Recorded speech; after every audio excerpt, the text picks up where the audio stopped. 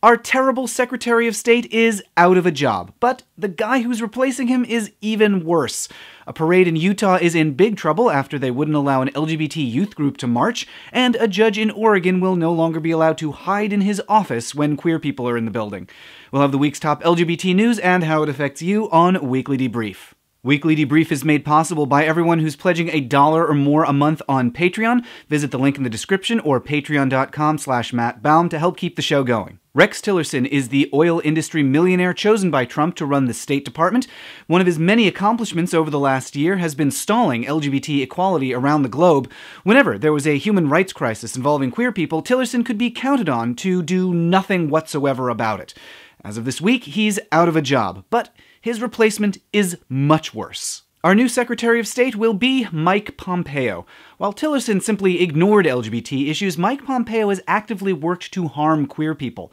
Pompeo, as a member of Congress, sponsored a bill to prevent same-sex couples from marrying. He called same-sex parents unfit, said that queer people shouldn't be allowed in the military, prevented Matthew Shepard's parents from giving a speech at the CIA, and he worked closely with recognized hate group Family Research Council. And now he represents America to the rest of the world.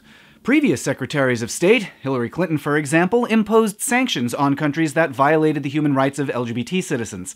Now, the Secretary of State will be an avowed opponent of equal rights. Queer people are now in even greater jeopardy all around the world. There's also some good news this week. The Oregon Supreme Court ruled that a judge should not have pretended to be out of the office to avoid marrying same-sex couples. Judge Vance Day told his staff to pre-screen marriage applicants and, if they were queer, to tell them that he wasn't in.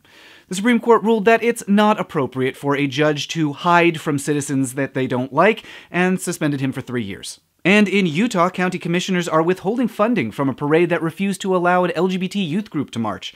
The group is called Encircle, and it's dedicated to ending suicide. Last year, they were set to march in the America's Freedom Festival, but at the last minute, festival organizers kicked them out because they said the survival of LGBT youth was too controversial. Utah county commissioners caught wind of what happened, and now they're withholding funding, over $100,000, until the parade can guarantee that it won't happen again. It's a clear example of why it's so important to elect queer-friendly local officials. Often, they're the first line of defense against harmful discrimination. There's an important vote coming this Tuesday in Illinois. It's a primary contest between Dan Lipinski, an incumbent who sponsored Turn Away the Gays laws, and Marie Newman, who wants to pass laws protecting queer people.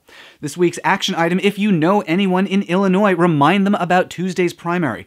Let them know that Marie Newman will stand up for equality, while Dan Lipinski stands against equal rights. As we just saw in Utah, having queer-friendly officials at local and state levels can make a huge difference. As always, let me know about stories that need covering in the YouTube comments or at @MattBaum on Twitter. Huge thanks to everybody who keeps the weekly debriefs going with a pledge of $1 or more a month on Patreon. Visit patreon.com/MattBaum or the link in the description to help keep the show going. Next week, I'll be in San Francisco hosting a live show where drag queens play Dungeons & Dragons for a live audience. You can get more information about that at dungeondrag.com. But even though I'm traveling, I'm not going to skip a week of Weekly Debrief, so I will debrief you next week.